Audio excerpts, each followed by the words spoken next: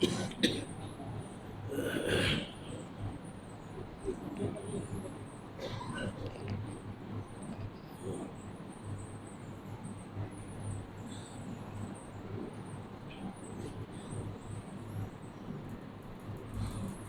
الحمد لله نحمده ونستعينه ونستغفره ونعوذ بالله من شرور أنفسنا ومن سيئات أعمالنا من يهد الله فلا مضل له ومن يضلل فلا هادي له أشهد أن لا إله إلا الله وحده لا شريك له وأشهد أن محمدًا عبده ورسوله أما بعد فإن خير الحديث كتاب الله وخير الهدي هدي محمد صلى الله عليه وآله وسلم وشر الأمور محدثاتها وكل محدثة بدعة وكل بدعة ضلالة أما بعد فأعوذ بالله السميع العليم من الشيطان الرجيم من همزه ونفخه ونفثه بسم الله الرحمن الرحيم إن أول بيت وضع للناس الذي ببكة مباركا وهدى للعالمين رب اشرح لي صدري ويسر لي أمري واحلل عقدة من لساني يفقهوا قولي رب زدني علما سبحان ربك رب العزة عما يصفون وسلام على المرسلين والحمد لله رب العالمين. حضرات،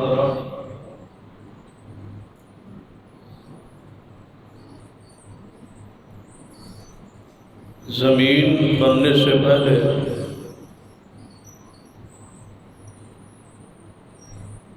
اللہ تبارک و تعالیٰ کا عرش پانی پر تھا.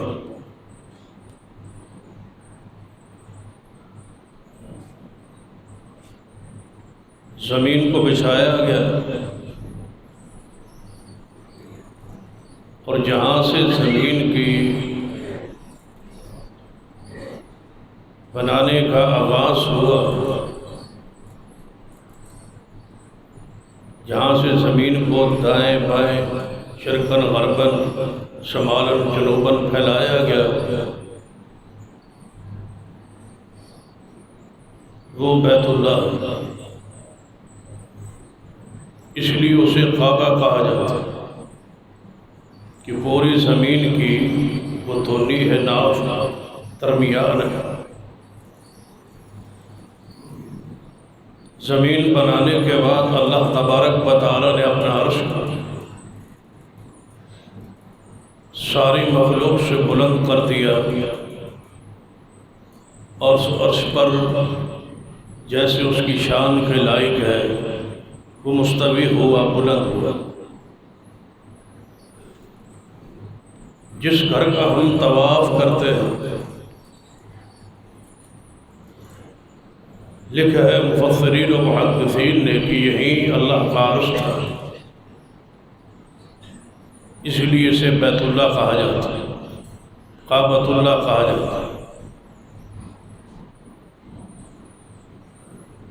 گویا رب نے زمین بنانے سے پہلے جس جگہ کا انتخاب کیا وہ اپنا گھر ہے، وہ بیت اللہ ہے، وہ مسجد ہے. ساری زمین بنانے سے پہلے جس جگہ کو بنایا گیا، ان اول بیت وضع للناس،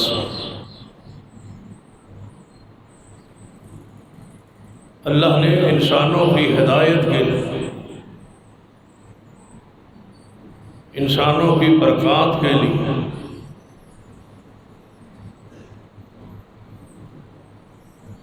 بیت اللہ کو اپنا گھر ٹھہرایا۔ گویا سب سے پہلے اللہ تبارک و تعالیٰ یہ واضح کرنا چاہتا ہے کہ ہدایت اور برکت جب بھی آپ کو نصیب ہوگی وہ اللہ کے گھر سے نصیب ہوگی۔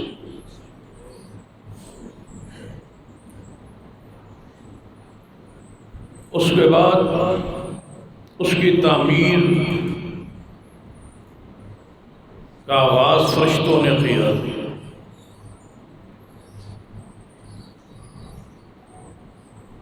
گویا تقرب اللہ کی طرف سے ہوا، جگہ کا تعین،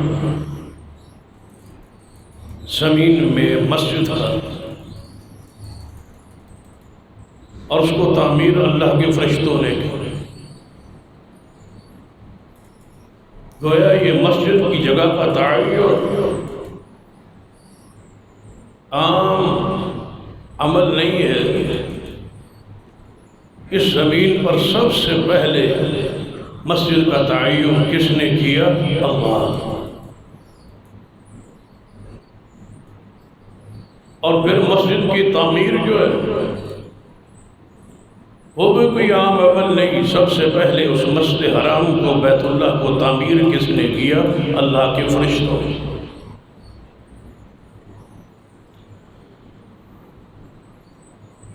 پھر جب طوفان نوح میں پوری زمین پر مکانات، یہ سب کچھ عمارتیں گر گئی، اثر نو اس کو تعمیر کرنے کے لیے جس شخصیت کا انتخاب ہوا وہ سیدنا ابراہیم خلیل اللہ علیہ السلام۔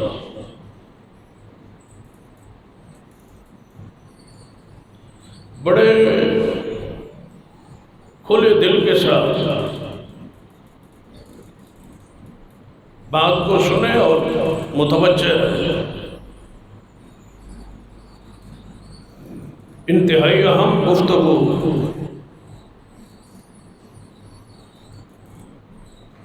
موجودہ حالات کی روشنی میں مسجد کی اہمیت و فضیلت کے حوالے سے ہی آپ کے سامنے رکھوں اور ان لوگوں کو دعوت خیر دوں گا جنہوں نے اس مسجد کو گرانے کا منصوبہ یا فکر یا دل و دماغ میں یہ بات آئی اور پھر وہ چلے اور آئے اور اس مسجد کو گرانے شروع کیا۔ وہ اپنے کردار، اپنے عمل پہ غور کرو اور ان لوگوں کو شاباش اور شکریہ ادا کروں گا۔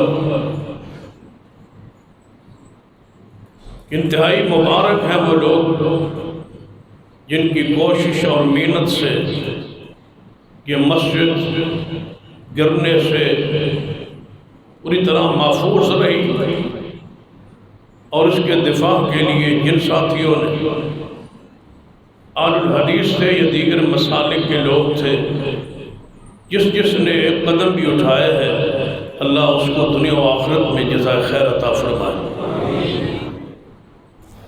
اور یہ آج مسجد ہے اور سارے کان کھول کے سن لے، جب تک ہمارے جسم میں خون کا ایک قطرہ بھی باقی ہے یہ قیامت تک انشاءاللہ اللہ کا گھر ہی رہے گا۔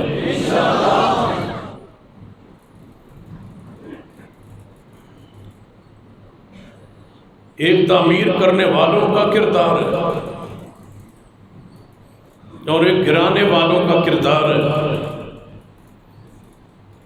اور ہمیں سمجھایا جاتا ہے کہ یہ جگہ جو ہے حکومت کی ملکیت ہوتی ہے، لہذا یہاں مسجد نہیں بن سکتی۔ میں سوال کرتا ہوں بڑے پیار اور محبت سے کہ کسی محلے میں جو جگہ سرکاری ہوتی ہے وہ ہوتی کس لیے ہے؟ وہاں کے رہائشی اور مکینوں کی سہولیات اور ضروریات پورا کرنے کے لیے، اس کے علاوہ اس کا کوئی دوسرا مقصد نہیں ہوتا۔ اگر سرکاری زمین پر سیوریج کا نظام بن سکتا ہے تو سب سے بڑی ضرورت محلے کی اہل ایمان کی سیوریج نہیں ہے بلکہ عبادت اور مسجد۔ مسجد کیوں نہیں بن سکتی؟ یہ حکومت وقت کی ذمہ داری ہوتی ہے مسجد مہیا کرنا، مسجد تعمیر کرنا، مسجد کو آباد کرنا، مسجد کے اخراجات ادا کرنا۔ یہ اسلامی حکومت کی ریاست کی ذمہ داری میں شامل، فرائض میں شامل ہے۔ قرآنی نص موجود ہے، الذین مکناہم فی الارض۔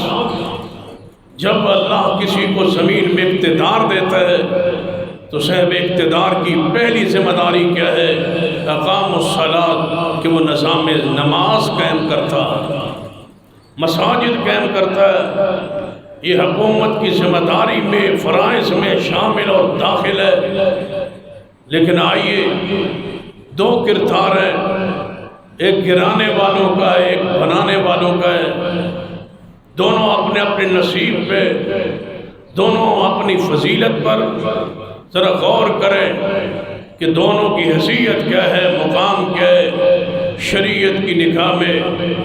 دیکھنا، سیدنا ابراہیم علیہ السلام کو حکم ہوا بیت اللہ کو تعمیر کیجیے، میرے گھر کو تعمیر کیجیے، اور تعمیر سے پہلے وہاں اپنے بیٹے اور بیوی کو آباد کیا۔ اور جنگل تھا، کوئی آبادی نہ تھی، کوئی پانی نہ تھا، کوئی سہولت نہ تھی۔ ربنا انی اسکنت من ذریتی بواد غیر ذی زرع عند بیتک المحرم ربنا لیقیموا الصلاۃ۔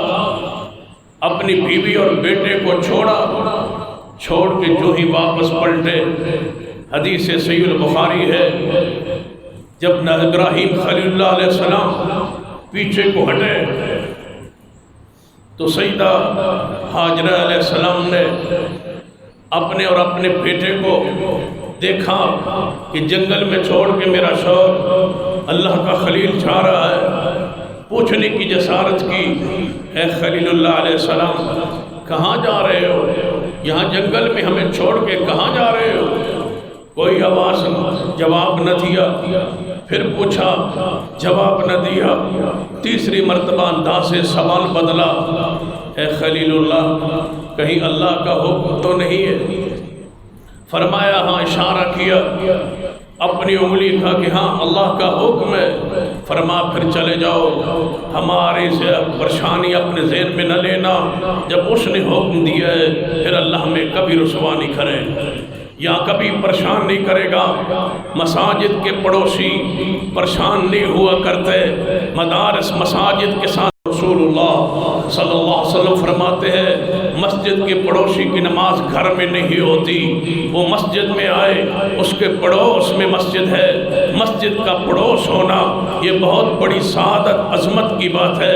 اے اللہ، میں بیت اللہ کے قریب بیوی اور بیٹے کو چھوڑ کے جا رہا ہوں تاکہ یہ نماز پڑھتے رہے، تو یاد رکھنا وقت آئے گا پچھتاؤ گے، پریشان ہوگے، اولادیں بگڑ جائیں گی، نسلیں ختم ہو جائیں گی، روحانیت ختم ہو جائے گی، نور ختم ہو جائے گا، عقیدہ برباد ہو جائے گا، عمل ختم ہو جائے گا، اولاد مساجد مدارس سے، دین سے، اہل علم سے دور ہو جائے گی۔ اگر چاہتے ہو اس فتنوں کے دور میں اپنی اولاد کی اصلاح چاہتے ہو، اس کا ایک ہی راستہ رہ گیا ہے کہ اپنی اولاد کو وہاں بساؤ جہاں اللہ کا گھر موجود ہو۔ مسجد کا پڑوس اختیار کرو، ربنا لیقیموا الصلاۃ، تاکہ میری اولاد یہاں رہ کے نماز پڑھتی رہے۔ چھوڑا، چلے گئے، واپس پلٹے کچھ عرصے بعد حکم ہوگا کہ میرا ذرا گھر تعمیر کیجیے۔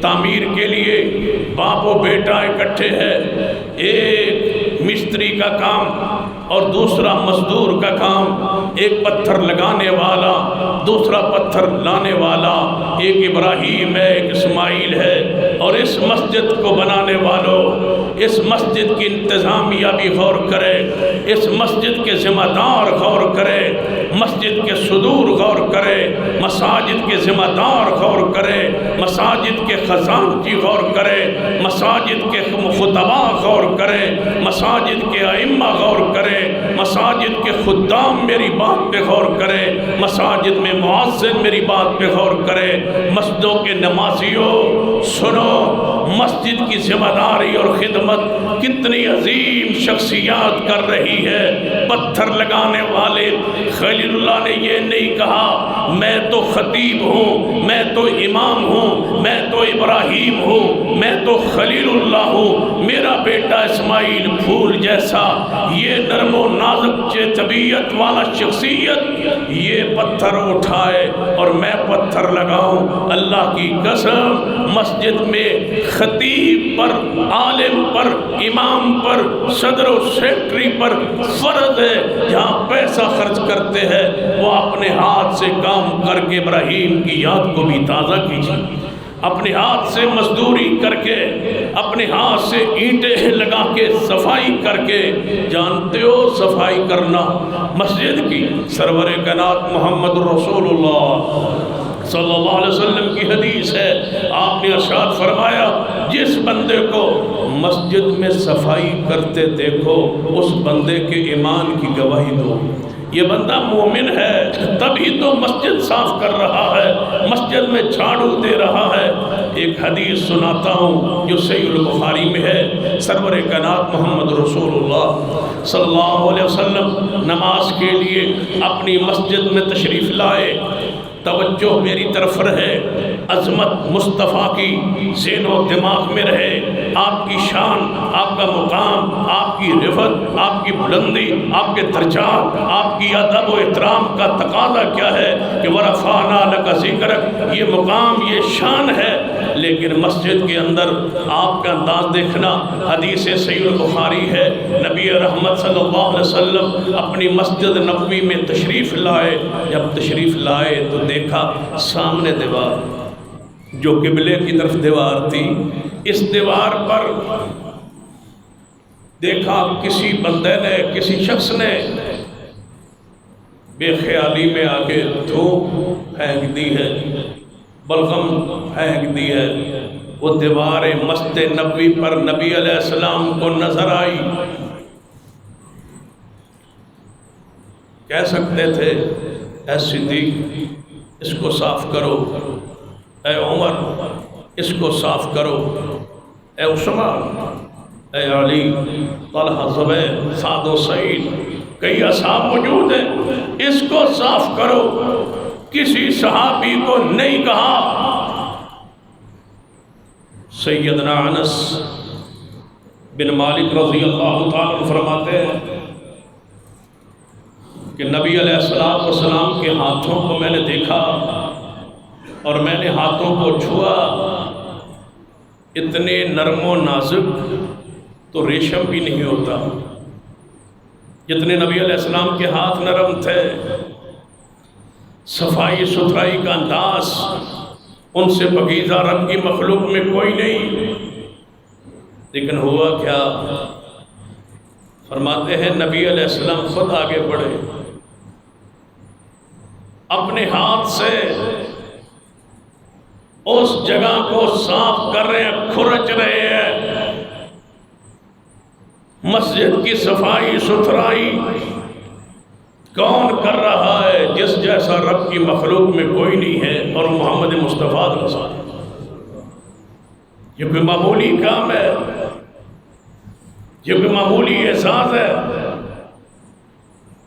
آپ خود آگے بڑھے، اپنے اپنے ہاتھ سے اس جگہ کو صاف کیا، کھرچا، اور رہتی دنیا تک پیغام دے گئے کہ مسجد کو صاف کرنا کسی حقیر بندے کا کام نہیں ہے، مسجد کو صاف کرنا اس ہستی نے یہ سنت بنا دی ہے جس جیسا اللہ نے اپنی مخلوق میں پیدا ہی کوئی نہیں کیا، شان میں، مقام میں، حسن میں، جمال میں، بلندی میں ان جیسا کوئی نہیں ہے۔ کاش گرانے والے اور بنانے والے سوچتے کہ ہم کیا کر رہے ہیں۔ اب حضرات آیت قرآنیہ کی طرف آئی، حکم ہوا ابراہیم میرا گھر تعمیر کرو، تعمیر کرنے لگے۔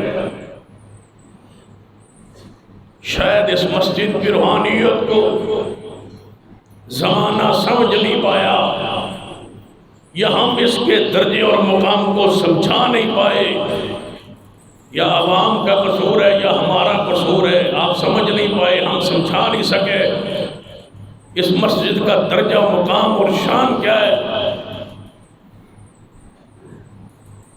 ابراہیم و خلیل کو حکم ہوا بناؤ، مزدور لا سکتے تھے،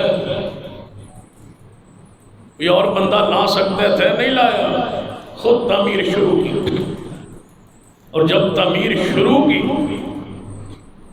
تو مسجد بنانے والوں کا ذکر اس انداز میں قرآن نے کیا، وَإِذْ يَرْفَعُ إِبْرَاهِيمُ الْقَوَاعِدَ مِنَ الْبَيْتِ وَإِسْمَاعِيلُ، جب ابراہیم و اسماعیل علیہ السلام بیت اللہ کی دیواروں کو اٹھا رہے تھے، جب اٹھا رہے تھے، مزدور و مستری کا کام خود کر رہے تھے اور اٹھا رہے تھے اس کی بنیادوں کو، اس وقت خلیل اللہ علیہ السلام نے جو دعا کی، اس دعا پہ غور کیجئے، ربنا تقبل منا، ربنا تقبل منا انک انت السمیع العلیم۔ اے اللہ تیرا گھر تعمیر کر رہے ہیں، اس محنت کو، اس کوشش کو قبول فرما لے۔ کیا مانا؟ جب مسجد بن رہی ہو، جب مسجد بنائی جا رہی ہو، اس وقت دعا کی ہوئی اللہ رد نہیں کرتی، ساتھ ساتھ دعا کرتے جائیں، اللہ اس محنت کوشش کو قبول کر لے۔ اگلی بات، یا اللہ یہ مسجد صرف بنتی رہے نہیں، ربنا وجعلنا مسلمین لک، اے اللہ دوسری دعا، ہم دونوں کو مسلمان بنا، مطیع فرما بردار بنا مسجد رہے ہیں، فرمائے اللہ ہمیں نمازی بنا دے، صرف تعمیر ہی نہ کرے، نمازی بنا، اپنے لیے مطیع فرما بردار بنا۔ ایک اور معنی کرنے لگا ہوں، ربنا وجعلنا مسلمین لک، اے اللہ ہمیں مسجد بنا رہے ہیں، ہمارے ہاتھ اور زبان سے کسی دوسرے کو تکلیف نہ ہو، ہمیں ایسا بنا۔ فرمایا کیا تھا کہ اللہ ہمیں، توجہ ہے آپ کی، کیا فرمایا تھا کہ اللہ ہمیں مسلمان بنا۔ مسلمان کون ہوتا ہے؟ المسلم من سلم المسلمون من لسان و ید، مسجد نے بنانے والے نرم دل ہوتے ہیں، مسجد بنانے والے مہمان نواز ہوتے ہیں، مسجد بنانے والے بااخلاق ہوتے ہیں، مسجدوں کے صدر سیکرٹری خزانچی، مسجدوں کے ذمہ دار، مسجدوں کے متولی، مسجد بنانے چلانے والے اپنے ہاتھ اور زبان سے کسی کو تکلیف نہیں دیتے۔ ربنا وجعلنا مسلمین لک، اللہ ہمیں مسلمان بنا دے، اللہ اس مسجد کے ذریعے، ہماری اس تعمیر کے ذریعے، اس عمارت کے ذریعے، اس کی دعوت کے ذریعے کسی کو تکلیف نہ ہو۔ وَمِن ذُرِّيَّتِنَا أُمَّةً مُسْلِمَةً لَكَ، اے اللہ ایک ہماری اولاد میں سے ایک جماعت، ایک گروہ ہمیشہ اسلام پر، دین پر قائم رکھ، جو اس مسجد کو، بیت اللہ کو آباد رکھے۔ وارنا مناسکنا وتب علینا انک انت التواب الرحیم۔ اے اللہ، اس بیت اللہ کے اندر عبادت کا جو طریقہ ہے وہ تو سمجھا دے، ہم اپنی مرضی سے عبادت کرنے والے نہیں ہیں۔ وارنا مناسکنا، مسجد ہے تو نماز بھی ہو، نماز ہو تو رسول اللہ صلی اللہ علیہ وسلم کی سنت، آپ کے طریقے جیسی ہو۔ ربنا ارنا مناسکنا، اللہ اس بیت اللہ کے اندر عبادت کے طریقے ہمیں سمجھا دے۔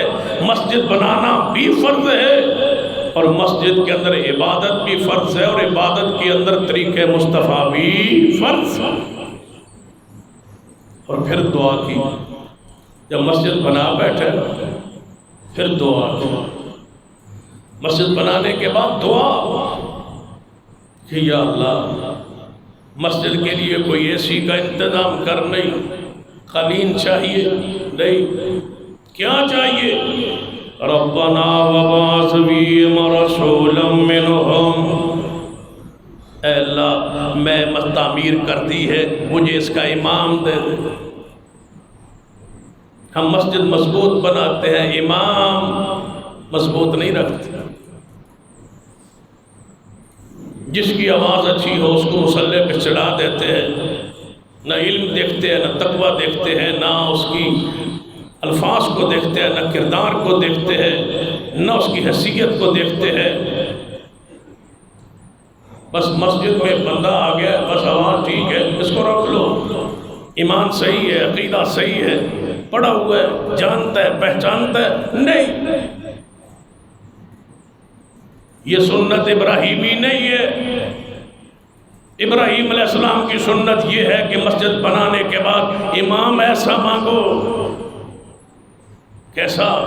ربنا وبعث فیہم رسولا منہم یتلو علیہم آیاتک ویعلمہم الکتاب والحکمہ ویزکیہم انک انت العزیز الحکیم۔ اے اللہ مجھے امام دے دے اس بیت اللہ کی آبادی کے لیے، عالم دے جس جیسا عالم کوئی نہ ہو، ایسا رسول دے جس جیسا رسول کوئی نہ ہو، ایسا شخصیت عطا کر جو آ کے قصے سنائے نہیں، کہانیاں سنائے نہیں، جگتے سنائے نہیں، کتاب اور شعر و شاعری کرتا پھرے نہیں۔ یا اللہ ایسا رسول دے، ایسا امام دے جو ان لوگوں کے دلوں کو صاف و پاک کرے۔ اے اللہ ایسا امام دے، وَيُعَلِّمُهُمُ الْكِتَابَ وَالْحِكْمَةَ، جو تیرے اس گھر میں قرآن کی آیات کی تلاوت کرے اور میرے اپنی سنت کو بیان کرے۔ اے اللہ تو ایسا امام دے دے۔ بتلاؤ ابراہیم علیہ السلام نے جو مانگا، جیسا مانگا ویسے ہی اللہ نے دیا۔ کیا مانا؟ مسجد بنا کے جو دعا مانگو، جیسے مانگو ویسے اللہ قبول کرتا ہے۔ دعا مانگی، جو مانگا، فرمایا اللہ دے رسول، دے ایسا جو تیری آیات پڑھے، دے ایسا جو کتاب و حکمت کی تعلیم دے، پاک کرے۔ جب دعا قبول ہوئی اور ملا تو پھر قرآن لَقَدْ مَنَّ اللَّهُ عَلَى الْمُؤْمِنِينَ لَقَدْ مَنَّ اللَّهُ عَلَى الْمُؤْمِنِينَ إِذْ بَعَثَ فِيهِمْ رَسُولًا مِّنْ أَنفُسِهِمْ يَتْلُو عَلَيْهِمْ آيَاتِهِ وَيُزَكِّيهِمْ وَيُعَلِّمُهُمُ الْكِتَابَ وَالْحِكْمَةَ وَإِن كَانُوا مِن قَبْلُ لَفِي ضَلَالٍ مُّبِينٍ۔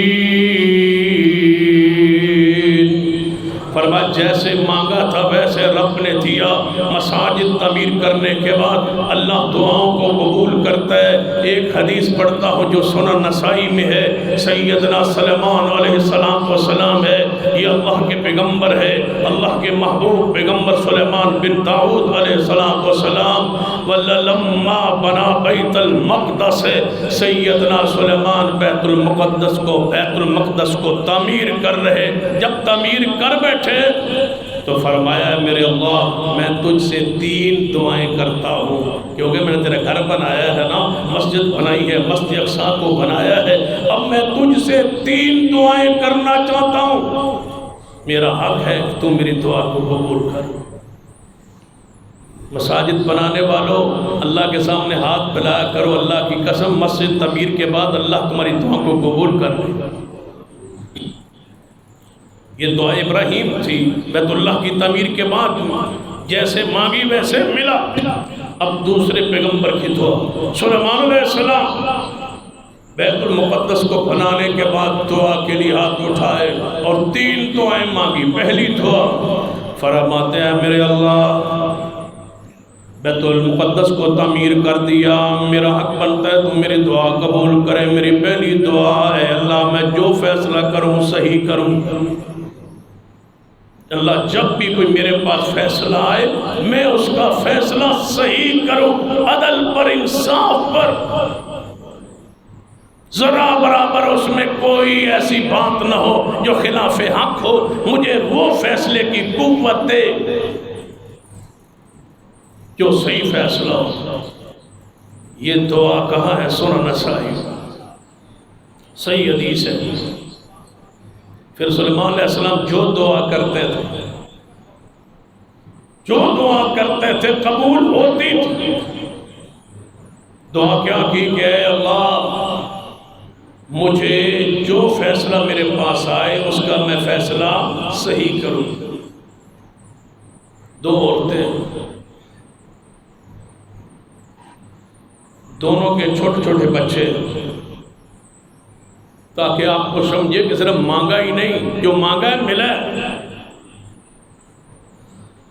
دونوں نے اپنے اپنے بچے رکھے زمین پہ، کپڑے پہ لٹائے، اپنے خیال میں اولتے ہوئی بھیڑیا آیا، ایک کے بچے کو اٹھا کے لے۔ بچے چھوٹے تھے، چند دن کے۔ اب دونوں عورتوں میں جھگڑا ہوا، ایک نے کہا یہ بچہ میرا ہے، دوسری نے کہا نہیں یہ میرا ہے۔ اختلاف ہوا، تیرا بچہ بھیڑیا لے گیا، میرا بچہ، اس نے کہا نہیں میرا۔ کہتی ہیں آؤ داؤد علیہ السلام کے پاس فیصلہ کروا۔ داؤد علیہ السلام کے پاس جب یہ دونوں عورتیں آئیں، آپ نے دونوں کی بات سنی۔ ایک عمر میں بڑی تھی، دوسری عمر میں چھوٹی تھی۔ جو بڑی تھی نا وہ بڑی ہی تھی، زبان میں تھوڑی سی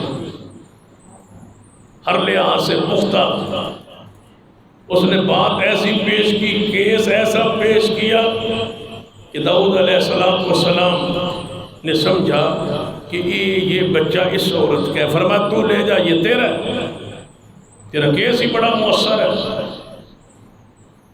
جب لے کے بچہ وہ باہر نکلا، آگے وہ شخصیت بیٹھی تھی جن کی دعا تھی، اللہ جو میں تجھ سے دعا کرتا ہوں کہ اللہ جو فیصلہ کروں صحیح کرو۔ باہر نکلی، پوچھا تم اندر گئی تھی، تمہارا جھگڑا تھا، حل ہوا؟ جی بیٹا مجھے مل گیا۔ جس کا تھا وہ رو رہی، کہتا مجھے نہیں، وہ کہتی ہے مجھے نہیں ملا۔ فرمایا اگر میں فیصلہ کر دوں، فرمایا آپ کر دیں۔ سلیمان علیہ السلام نے دونوں کی بات کو سنا۔ فرمایا تو کہتی ہے میرا ہے، یہ کہتی ہے میرا ہے، بات تو تجھے بہت اچھا انداز ہے پیش کرنے کا، میرے باپ نے تیری بات سے متاثر ہو کے فیصلہ کر دیا ہے، لیکن میں فیصلے سے کچھ اختلاف ہے، اگر کہو تو میں فیصلہ کروں؟ جی کرو۔ فرمایا میرا فیصلہ یہ ہے کہ اس جھگڑے کے بجائے اس بچے کو 2 ٹکڑے کر دو، دونوں میں آدھا تقسیم کر۔ جو بڑی تھی نا لے کے خوش ہو رہی، اس نے کہا ٹھیک ہے مار دو، آدھا اس کو دے دو آدھا مجھے دے دو، کر دو قتل۔ دوسری ماں بولی کاش ہم ماؤں کے مقام کو جانتے ہو۔ دوسری ماں بولی، کہتی ہے اسی کو دے دو قتل نہ کرو، اسی کو دے دو قتل نہ کرو۔ سلیمان علیہ السلام نے فرمایا یہ بچہ اسی کا ہے جو کہتی ہے اس کو قتل نہ کرو. دعا تھی مسجد بنانے کے بعد، مسجد بنانے کے بعد جو مانگو گے، جتنا مانگو گے، جیسے مانگو گے، اللہ تمہیں عطا کر دے گا. گرانے والوں تمہارا کس لسٹ میں نام ہوگا؟ کاش تم قدم اٹھانے سے پہلے سوچتے. سلیمان علیہ السلام نے فرمایا میرے اللہ مجھے ایسی حکومت دے میرے بعد وہ حکومت کسی کی نہ ہو. دعا قبول ہو. نبی علیہ السلام نماز پڑھ رہے تھے، سامنے ستون تھا، نماز پڑھ رہے تھے، سامنے سے جن شیطان گزرا. نبی علیہ السلام اس کو پکڑنا چاہا. فرمایا میرے صحابہ میں نے اس کو پکڑنا چاہا، پکڑ کے میرا دل چاہتا تھا میں اس کو باندھ دوں. میری نماز میں خیالات ادھر ادھر لے جانے کی کوشش کر رہا تھا، میں اس کو باندھنا چاہتا تھا لیکن اس لیے نہیں باندھا. مجھے سلیمان علیہ السلام کی دعا یاد آ گئی کہ میرے جیسی کسی کی حکومت نہ ہو. جن ان کے تابع تھے، کن کے تابع تھے؟ سلیمان علیہ السلام. اب تو آپ کو اسلام آباد بھی بہت سارے مل جائیں گے جن کے جن تابع. نبی علیہ السلام نے تو فرمایا کہ میں نہیں پکڑتا تاکہ دعائے سلیمان میں یہ خاص ہے ان کا کہ جن ان کے تابع تھے ان جیسی کسی کی حکومت نہیں ہوگی. جو کہتے ہیں میرے جنات تابع ہیں وہ آج بھی جھوٹ بولتا ہے، مکر کرتا ہے، امت کا مال کھاتا ہے، امت کو تباہ کرتا ہے، برباد کرتا ہے، امت کی عزتوں کو لوٹتا ہے اور کہتا ہے میرے پاس جنات ہیں، موکل ہیں اور بڑے پرانے جنات ہیں. سب کچھ جھوٹ بولتا ہے. رب کی زمین پر کوئی ایسا سلیمان علیہ السلام کے علاوہ آیا ہی نہیں جس کے جنات تابع ہو. یہ حکومت سلیمان پیغمبر کی ہے، یہ خاصہ سلیمان پیغمبر کا ہے. لیکن ایک فرق ضرور بیان کروں. سلیمان علیہ السلام کے جن تابع تھے، تابع ہو کے تابع تھے، تابع ہونے کی وجہ سے بات مانتے تھے. میرے پیغمبر علیہ السلام کے بعد خود آ کے میرے محمد کے غلام بنتے تھے، خود آتے تھے، پڑھتے تھے، سیکھتے تھے. سورہ جن موجود قرآن میں. تابع ہونے کا، موکل ہونے کا کسی کا دعویٰ ہے تو وہ قرآن و سنت سے اس دعوے کو ثابت کرے. تیسری دعا بیت المقدس بنانے کے بعد تیسری دعا فرمایا میرے اللہ میں نے مسجد بنا دی، مسجد اقصی بنا دی. اے اللہ میں نے مسجد اقصی بنا دی، میں دعا کرتا ہوں جو اس مسجد کی طرف چل گیا ہے. اے اللہ میں دعا کرتا ہوں میں نے مسجد اقصی بنا دی.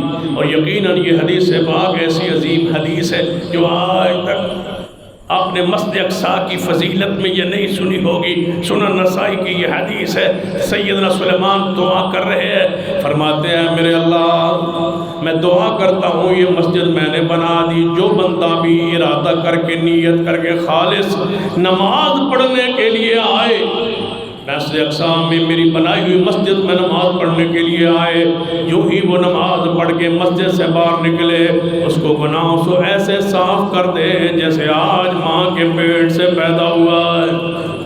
اللہ اس مسجد میں نماز پڑھنے والوں کو گناہوں کو صاف کر دے. یہاں تو نماز پڑھنے والوں کے گناہ صاف ہوتے تھے، تم نے مسجد کو گرا کے بتاؤ اپنے اعمال نامے میں لکھوایا کیا؟ لیکن اس طرح کہہ سکتے ہو کہ یہ دب جائیں گے، یہ جھک جائیں گے. یہ سلسلہ انشاءاللہ یہ غیرت کا، یہ قوت کا انشاءاللہ جاری رہے. اور جب تک جماعت اعلان نہ کرے آپ ہر جمعے اسی ذوق شوق سے آتے رہیں گے انشاءاللہ. علماء کرام مختلف آتے رہیں گے، آپ کو خطابات سناتے رہیں گے. آپ جرت اور ہمت کے ساتھ مسلکی اور منہجی اسلام اور دین کی خدمت سمجھتے ہوئے آپ ہر جمعے انشاءاللہ اسی ذوق شوق کے ساتھ آتے رہیں گے انشاءاللہ. اپنی قوت جاگنے کا وقت.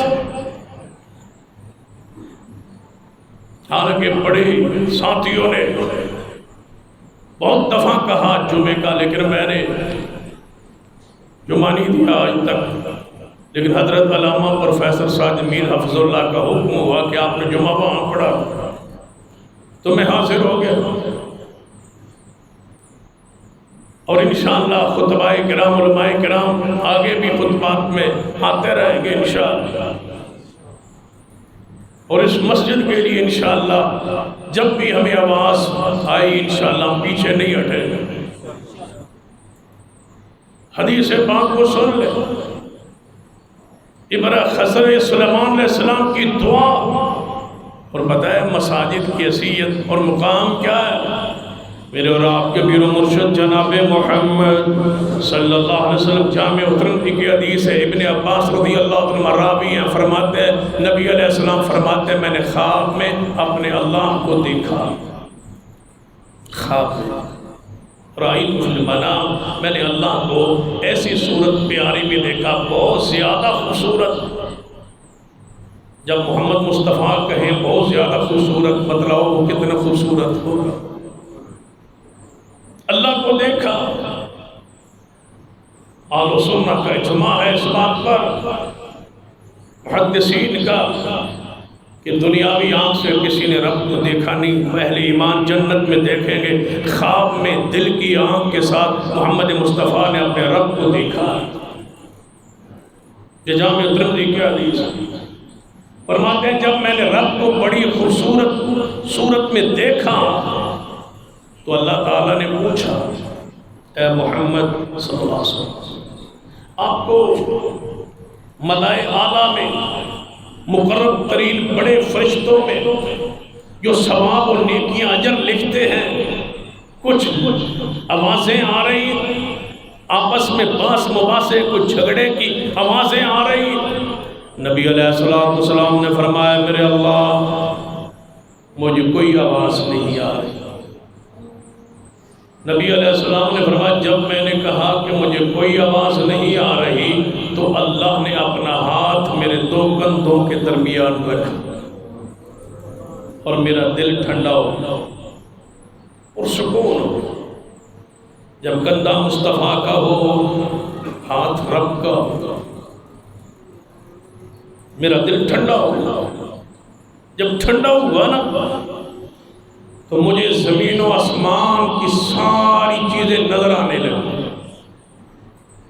اب رب نے پوچھا ہے محمد صلی اللہ علیہ وسلم اب سناؤ کچھ آوازیں آ رہی؟ فرمایا ہاں یا اللہ آوازیں آ رہی ہے، کفارات لکھے جا رہے، کفارات لکھے جا رہے، لکھنے کی آوازیں آ رہی ہیں، فرشتے جھگڑ رہے ہیں۔ ایک فرشتہ کہتا ہے یہ ثواب میں لکھوں گا، دوسرا کہتا ہے یہ میں لکھوں گا، تیسرا کہتا ہے میں لکھوں گا، میں اتنا لکھوں گا، دوسرا کہتا ہے میں اتنا لکھوں گا۔ کفارات میں جب کچھ اعمال ایسے جن کو لکھنے میں فرشتے جھگڑ رہے۔ فرمایا کس میں؟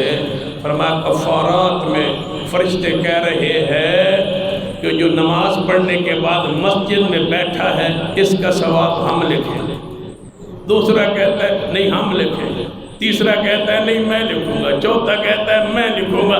جھگڑتے ہیں ان لوگوں کا ثواب لکھ دینے کے لیے جو مسجد میں نماز پڑھ کے بیٹھے ہیں۔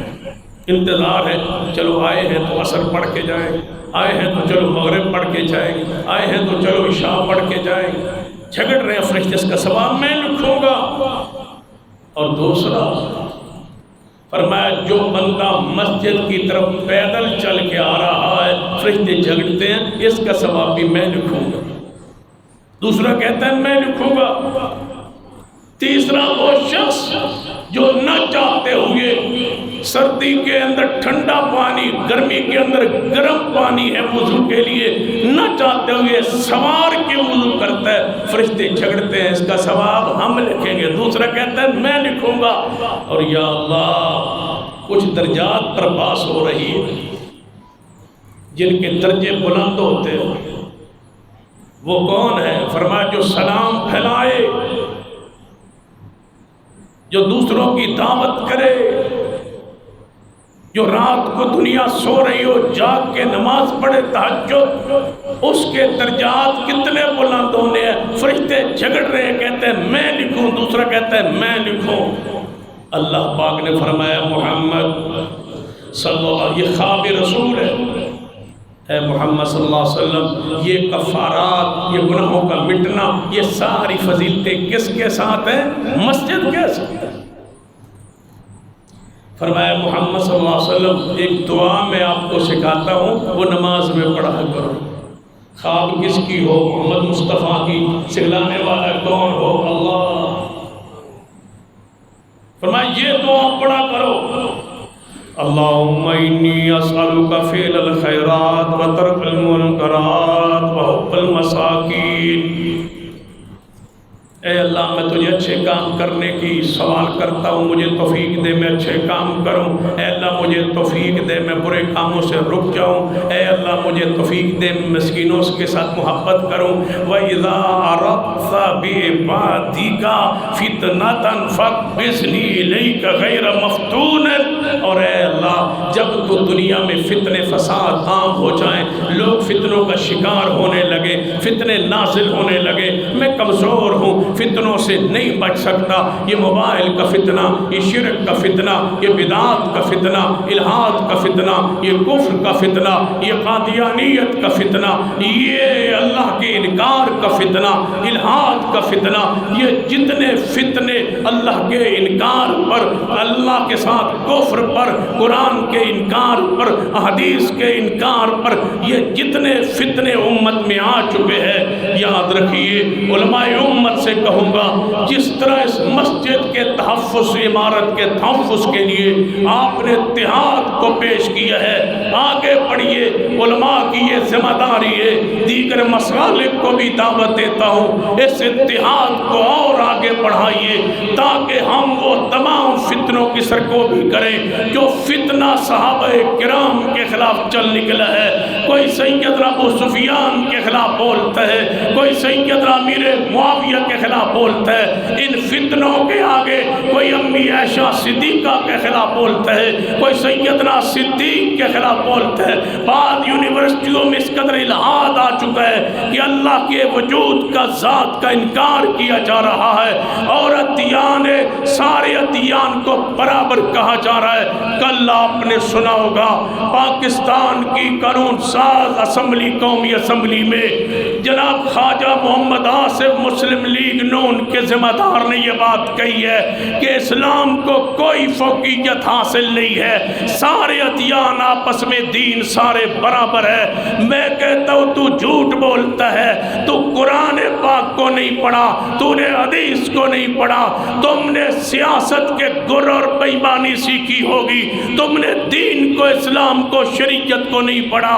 سارے ادیان سے اعلیٰ ترین دین، سارے ادیان منسوخ ہو چکے ہیں، اس پر امت کا اجماع ہے، یہودیت ہو، عیسائیت ہو، سارے دین جو ہے منسوخ ہو چکے ہیں، سارے انبیاء پر لازم تھا، تم نے نہیں پڑھا۔ وَإِذَا أَخَذَ اللَّهُ مِيثَاقَ النَّبِيِّينَ لَمَا آتَيْتُكُم مِّن كِتَابٍ وَحِكْمَةٍ ثُمَّ جَاءَكُمْ رَسُولٌ مُصَدِّقٌ لِّمَا مَعَكُمْ لَتُؤْمِنُنَّ بِهِ وَلَتَنصُرُنَّهُ۔ تم نے مسلم کی حدیث کو نہیں پڑھا، اس وقت تک کوئی شخص جنت میں نہیں جا سکتا جب تک مجھ پہ ایمان نہ لائے۔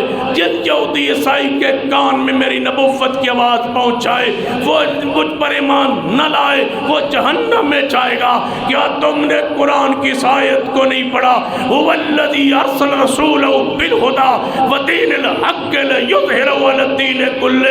کھول کے کان سن لو ہماری بات، وہ مسلم لیگ ہو یا پی ٹی آئی ہو یا پیپلز پارٹی ہو، تم سارے اس حمام میں سب تم ڈنگے ہو چکے ہو، نہ تمہیں اسلام کا، ایمان کا، عقیدے کا تمہیں پتہ نہیں ہے۔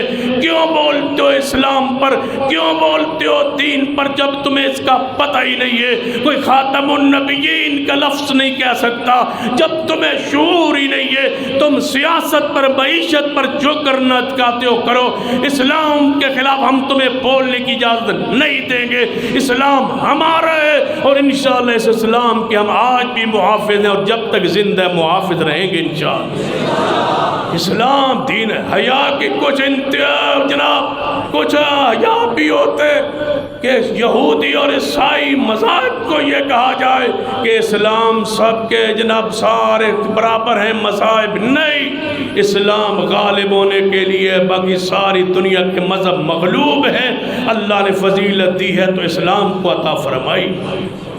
ان الدین عند اللہ الاسلام وَمَن يَبْتَغِ غَيْرَ الْإِسْلَامِ دِينًا فَلَن يُقْبَلَ مِنْهُ، فرمایا محمد صلی اللہ علیہ وسلم دعا پڑھیے کہ اے اللہ جب اس زمین پر فتنے آنے لگے میں فتنوں کا مقابلہ نہ کر سکوں تو اے اللہ مجھے اس وقت آنے سے پہلے اٹھا لینا، لیکن مجھے فتنوں کا شکار نہ کرنا۔ آخری حدیث سناتا ہوں، سرور کائنات محمد رسول اللہ صلی اللہ علیہ وسلم کی حدیث، سیدنا طلق بن علی رضی اللہ تعالیٰ عنہ صحابی رسول ہے، اور یہ وہ صحابی ہیں جو عیسائیت سے مسلمان ہوئے۔ جب تشریف لے آئے تو نبی پاک مسجد نبوی بنا رہے تھے۔ نبی علیہ السلام نے آتے ہی، مسلمان ہوتے ہی، کلمہ پڑھاتے ہی پہلا کام جو دیا، فرما آؤ میرے ساتھ طلق تم گارا بناؤ مسجد نبوی کے لیے۔ یہ ہے طلق بن علی، فرماتے ہیں ہمارے علاقے کے بہت سارے لوگ آئے، اسلام قبول کیا، بیعت کی۔ اس حدیث پہ بات کو ختم کرنے لگا، بڑی اہم حدیث ہے، یہ بھی سنن نسائی کی حدیث نمبر 632 ہے، صحیح حدیث ہے۔ طلق بن علی رضی اللہ عنہ فرماتے ہیں ہمارے علاقے کے لوگ، پہلے میں آیا تھا پھر وہ آئے، نبی علیہ السلام کی بیعت، اسلام قبول کیا، نبی علیہ السلام کے پاس رہے، نمازیں سیکھی، نمازیں پڑھی، فرمان لگے یا رسول اللہ صلی اللہ علیہ وسلم ہم واپس جانا چاہتے ہیں۔ آپ نے فرمایا پھر، فرمایا ایک مسئلہ ہمیں بتا دیجیے، ہمارا وہاں گرجا ہے، ہم جو عیسائی تھے تو ہمارا وہاں گرجا ہے، اس گرجے کا کیا کریں؟ یہاں تو مندر بن رہا ہے، کہ ہم نے انشاءاللہ نہیں بنانے دینا، فیصلہ تو پھر رب کرے گا۔ تم کہتے ہو بنانا ہے، ہم کہتے ہیں ہم نے نہیں بنانے۔ کبھی تم کہا کرتا تھے کہ بغاوت کر دو، سول نافرمانی کر دو، بل نہ دو، ٹیکس نہ دو پہلی حکومت کو، اب ہم بھی کہیں گے پھر کہ ہم بھی سول نافرمانی شروع کر دیں کہ ہم مندر نہیں بنانے دیں گے، نہیں بننا چاہیے۔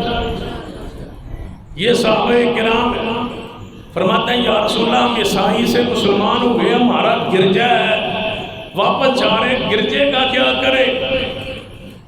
نبی علیہ السلام نے فرمایا جا کے جاتے ہی نا توڑ دو، گرجا توڑ دو۔ یا رسول اللہ پھر فرمایا وہاں مسجد بنا دو، گرجا توڑ کے کیا بناؤ؟ مسجد۔ ہندوؤں نے بابری مسجد کو گرا کے مندر بنانا شروع کیا، ہم نے مسجد گرا کے ہم نے بھی مندر بنانا شروع کیا، کیسے برابر ہو؟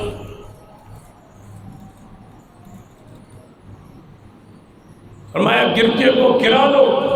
یاد رکھو تم تو کہتے ہو نا کہ کوئی منع نہیں ہے، مجھ سے پوچھو یہ جو عیسائیوں کے گرجے کے اوپر صلیب کا نشان بنایا ہوا ہے، جانتے ہو اس صلیب کے نشان کا کیا معنی ہے؟ کہ عیسیٰ علیہ السلام سولی چڑھ گئے، یہ نشان ہے۔ عمر بن عبدالعزیز رحمہ اللہ نے کہا تھا چاہو جہاں تک میری حکومت ہے گرجوں کو ٹھیک ہے جو بنے ہوئے عیسائیوں کے گرجے رہنے دو، ایک اوپر سے صلیب توڑ دو، اس لیے کہ ما قتلوہ وما صلبوہ۔ قرآن کہتا ہے کہ عیسیٰ علیہ السلام سولی نہیں چڑھے، اس کو کاٹ دو، میں نہیں برداشت کرتا۔ صلیب کو کٹوا دیا تھا کہ یہ گرجے پر نشان نہ ہو، اور تم اندر بتوں کی پوجا کا دوبارہ اسلام آباد میں آغاز کرانا چاہتے ہو، بدھ گاہ اور اسلامی حکومت میں، اسلامی ریاست میں، اسلام آباد میں، دارالحکومت میں مندر ہندوؤں کا۔ سن لیجئے، فرمایا جاؤ گرا دو۔ فرمایا یا رسول اللہ صلی اللہ علیہ وسلم، ہم چاہتے ہیں اس کا افتتاح کوئی بنیاد مسجد کی آپ رکھے۔ کچھ آپ نے فرمایا لازم بات ہے، دوسرا ملک ہے وہاں تو میں آ نہیں سکتا، میں تجھے پانی دیتا ہوں، یہ پانی لے جاؤ۔ پانی لے کے ایک برتن میں پانی ڈال لیا، نبی علیہ السلام نے وضو کیا، وضو کے درمیان کلی کی، کلی اور وضو کا پانی اس برتن میں ڈال کے دیا۔ فرمایا جاؤ مسجد کی بنیادوں میں محمد کا یہ استعمال کیا، وہ پانی ڈال دینا، جاؤ یہ پانی لے۔ صحابہ کرام فرمان لگے یا رسول اللہ صلی اللہ علیہ وسلم سفر لمبا ہے، گرمی کی شدت ہے، اور یہ جو پانی ہے تھوڑا ہے، یہ تو راستے میں خشک ہو جائے گا، سوکھ جائے گا، ہم تو جائیں گے تو یہ پانی بوتل میں یا اس برتن میں ہوگا ہی نہیں، تو پھر ہم کیا کریں؟ زیادہ پانی دینا۔ آپ نے فرمایا میرے صحابہ جہاں جہاں جاتے جاؤ، جہاں رکتے جاؤ، جہاں کھانا پینے کے لیے رکو، اس میں تھوڑا سا پانی اور ڈالیں، پانی ڈالتے جانا، ڈالتے جانا۔ یا رسول اللہ وہاں تک جاتے ہوئے دوسرے ملک میں، علاقے میں پانی اور ڈالتے ڈالتے ڈالتے تمہارا جو دم برکت والا پانی ہے وہ تو تھوڑا اور وہ زیادہ، برکت کتنی ساری رہ جائے۔ یہاں لکھا ہے محدثین نے کہ زمزم کے پانی میں اور پانی ڈالنے سے زمزم کے پانی کی برکت ختم نہیں ہوتی بلکہ بڑھتی ہے، بڑھتی ہے۔ فرمایا جب وہ پانی تم ڈالو گے نا، میں محمد تمہیں بشارت دیتا ہوں برکت کم نہیں ہوگی، برکت زیادہ ہوگی۔ وہ لے گئے، جا کے کرچے کو توڑا، پانی محبوب کا چھڑکا، مسجد کی بنیاد رکھی، مسجد کو بنایا، اور بنا کے اذان کے لیے بندہ مسجد پر چڑھا، اذان دی۔ اس علاقے میں راہب تھا، اس گرجے کا پہلا خطیب راہب، وہ تو مسلمان نہیں ہوا تھا۔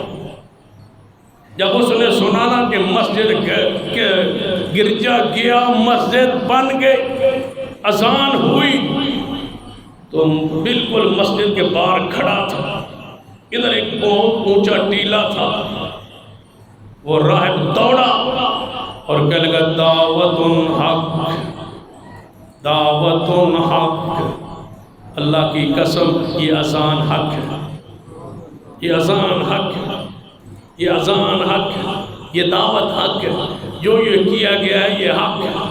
دوڑا اور ٹیلے پر چڑھا اور آگے چلا گیا۔ صحابہ فرماتے ہم نے دوبارہ اس کو واپس آتے نہیں دیکھا، لیکن جاتے ہوئے مسجد دیکھ کے پادری کہتا تھا کہ یہ دعوت بھی حق ہے، یہ اسلام بھی حق ہے، یہ دین بھی حق ہے، یہ شریعت بھی حق ہے، یہ مسجد بھی حق ہے۔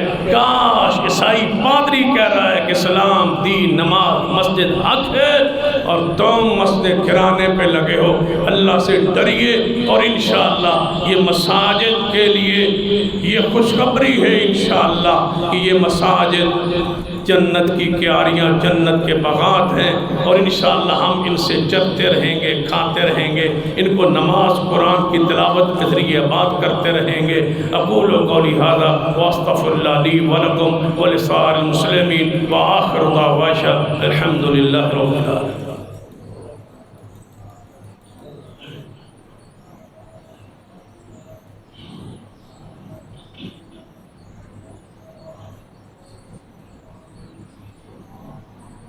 حضرات حدیث ہے من بنا للہ مسجدا بنى اللہ لہ بیتا فی الجنہ، جو اللہ کے لیے مسجد بناتا ہے اللہ اس کے لیے جنت میں محل بناتا ہے۔ دوسری حدیث میں ہے جو چڑیا یا کبوتر فاختہ کے گھونسلے کے برابر مسجد بناتا ہے اللہ اس کا بھی جنت میں گھر بناتا ہے۔ تو اس کا کیا معنی ہے فاختہ کا اور چڑیا کا؟ چڑیا کے گھونسلہ جو ہوتا ہے وہ تو بالکل چھوٹا سا ہوتا ہے کبوتر کا، اس کے برابر مسجد اگر بنا دی جائے تو کوئی بندہ اس میں نماز نہیں پڑھ سکتا۔ تو یہ پھر کیا معنی ہے اس کا؟ محدثین نے ایک معنی یہ کیا ہے کہ چھوٹا سا چھوٹا بھی اللہ کا گھر بنا دے، چھوٹی چھوٹی مسجد بنا دے جہاں 3 بندے کھڑے ہو سکتے ہو، 2 بندے اور ایک نمازی کا امام، تب بھی یہی ثواب ہے۔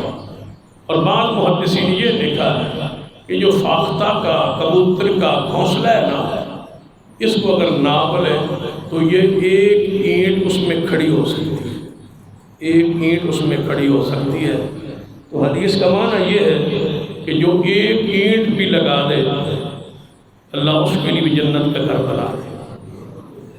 تو آپ کے علم میں ہے کہ مسجد کا نقصان، پہلا تو ہمارا مطالبہ وہ جاری ہے کہ مسجد جس نقصان کیا گیا اس کو پورا کیا جائے، اور دوسرا آپ سے گزارش ہے تاکہ یہ مسجد عالیشان انداز میں اس کے اوپر والی منزل اور یہ مکمل ہو جائے۔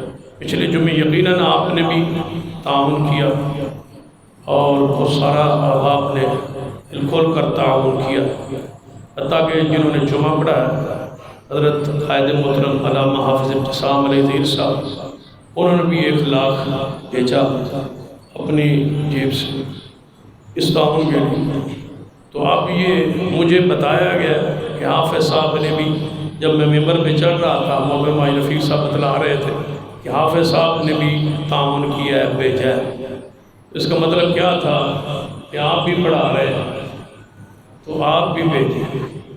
اس کا مطلب میں تو یہی سمجھا وہ تعویل اچھی کی ہے، تو انشاءاللہ جتنا انہوں نے بھیجا ہے اتنا میں بھی بھیجوں گا۔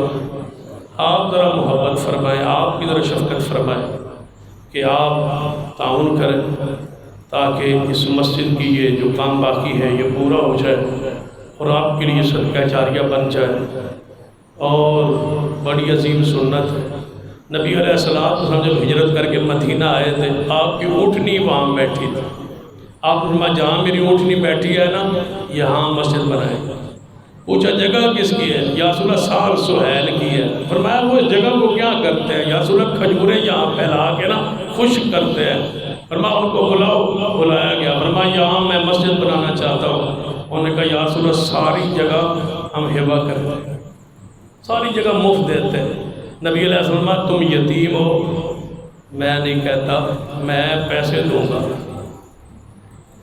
ابو ایوب انصاری کھڑے ہو، یا رسول اللہ اس زمین کے پیسے میں دوں گا۔ تو یہ محبت، یہ ذوق، یہ شوق تھا صحابہ کرام میں۔ آپ بھی اسی محبت کا مظاہرہ فرمائیں اور اس ادارے مسجد کے ساتھ بھرپور تعاون فرمائیں۔ مجھے امید ہے کہ آئندہ جو خطبات میں بھی انشاءاللہ آپ آتے رہیں گے، کیا خیال ہے انشاءاللہ، اور تعاون بھی انشاءاللہ کرتے رہیں گے، اور معروف انشاءاللہ علماء اور خطبہ کرام بھی تشریف لاتے رہیں گے، اور اس وقت تک جس وقت تک اس مسجد کی رجسٹریشن اور سارے معاملات مکمل نہیں ہوتے یہ کہ نہ جائے، ہر ساتھی اپنی طاقت کے مطابق ضرور حصہ